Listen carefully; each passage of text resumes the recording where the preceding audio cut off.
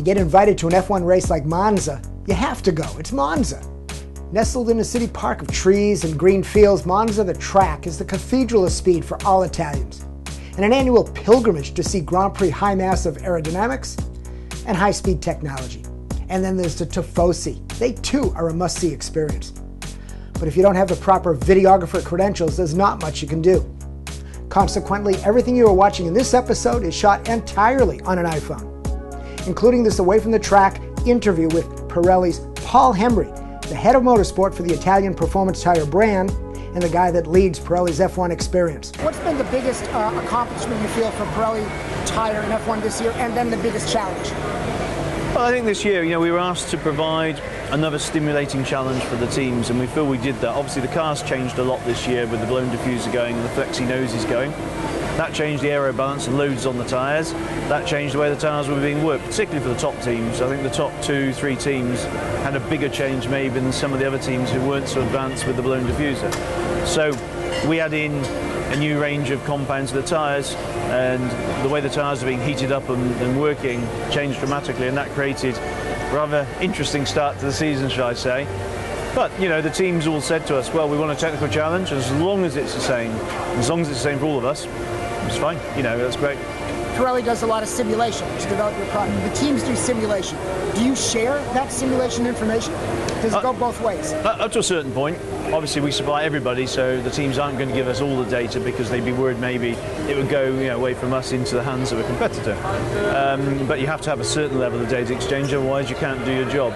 But we do a lot. We do a lot of simulation work, and it's improving all the time. Simulation. You can certainly simulate new structures of tyres with very good results in terms of how they then handle on a race car and a race circuit. So that's working well, and we'll see where it takes us in the future, because the sport is going to have a big change in 2014, and it's going to be fascinating when we start simulating the effect of tyres on cars, if of course the sport decides to keep us. But that's the next question in the next few months. We'll be trying to find out if that's going to be the case, and if indeed we can continue. Well, it feels like your improvement from year to year. So what's been the biggest improvement you felt for Pirelli tire in F1 this year? Well, it's the challenge we were given was to make tyres that added to the tactical challenge of the race weekend. So I think this year we created more of a challenge. So from that point of view, we're very pleased that we last year we gave the teams an easy time in many ways. We were new, which was tough, but we kept, for example, the soft tyre was used in all but one race last year, so the teams could work really their whole design done around one tyre. This year we mixed it up all over the place, so I think we felt more confident doing that this year. And I think the results have been some of the best racing we've seen in F1 for a very long time. We've had well over half the season, and we still don't know who's going to win this championship. You could bet on 5 different drivers probably, and that has to be a good reflection on the status of the sport. What's been the biggest improvement that teams' drivers have asked for? What's the next step?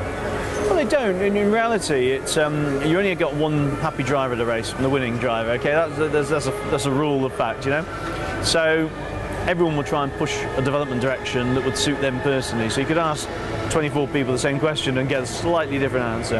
Our input's very clear. We have to continue giving a technical challenge.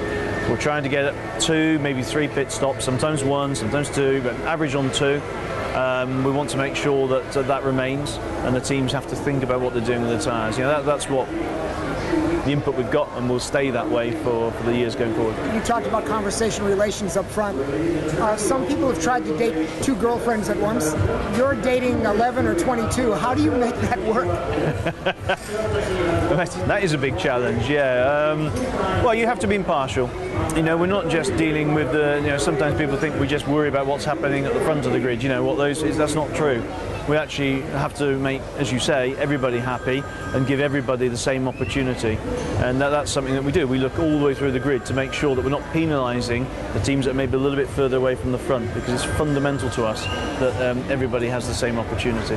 We know you're not the driver, but I'm curious, from the feedback and the experience and the data you get back, what's the right way to drive a Pirelli F1 tire? Well, it's obviously in combination with whatever chassis you're dealing with as well. I mean, there is a slightly different way of driving. You don't want to be too much wheel spin. You could lead to overheating, and then you lose performance at the end of the stint. So that's one area in particular that you'll see that the drivers have adapted. But they are the best drivers in the world. So whilst everyone would love to say there's one better than the other, the reality is they all look at the data. Lewis showed everyone the data, didn't he? So we've all seen the data, and they can modify their driving to get the best performance. And as I said, they are really the best drivers, so I have no doubt. If you overheat a tire, will the Pirelli tire come back, or have you dropped off? You lose it at the end of the stint. You tend to get an increase in loss of performance at the end of the stint. So you'll see sometimes, good example is probably Canada, where you saw Perez and Grosjean, who really did look after their tyres early on and were able to go, well, they were the quickest. They were doing, after 35-40 laps on the tyres, they were actually still quick. So they weren't having any degradation. They maintained the performance all the way through. So the degradation was less than the fuel load coming off. And we've seen a lot more of that. We talk about degradation with the tyres. In reality, a lot of races, there's almost none. Last question. Monza's a specific challenge. What's been the biggest challenge for the tires this year? Where does it really put the most on the Pirelli tire? It's Spa and Monza are the two, that really are tough. I mean, Spa, because it's such a quick circuit, huge loads, 1,000 kilos going through the tyres through Eau Rouge. Imagine that. It's like getting 4 elephants on your car. And Monza, because you've got the high speed, and what happens in braking, of course, is that the shoulder temperature builds up, and going through the parabolica, you've got the inside front right that's being dragged through there, and that creates an overheating. In fact, we will have, that's the critical factor here. It's going to be wear limited on that front right. So these are the two really tough circuits. You say that, we've not been to Austin yet. We don't know what we're going to get in Austin, and we're all excited about going to Austin. I think there's a huge enthusiasm from everybody to be back in the USA. It's a market. We know there's a lot of F1 fans, and more than people think. When I'm in Canada, the number of people coming up from the US is phenomenal, and you can sense and they're very well qualified. They ask very sensible questions and very well informed questions. So we're all very excited to go to Austin, but we don't know what it's going to be like. We're going out there mapping the surfaces and seeing what it's going to be from a tyre point of view. But there again, you've got, you could talk about Japan. Suzuka's a tough circuit. That can be very abrasive and aggressive on the tyres. There's a few tough circuits. If we get through this weekend, then it's literally where are we going to be when the season finishes. But so far, so good. You mentioned North America. I've got to break my rule with 2 last questions. Is that okay? So on Austin, have you finished the data? I mean, they haven't laid the final surface yet. What happens next and when for you to get the right tire? We need the surface, because it has such a big impact on what we do. We've obviously got the layout. We've got an idea what forces an F1 car is going to create going around, but we don't know the interaction between the rubber and the surface, so it's vital. So Pirelli has had a rich racing history.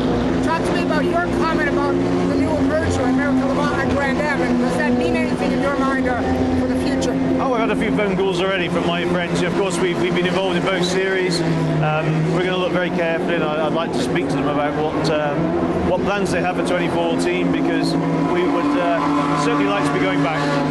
Thank you.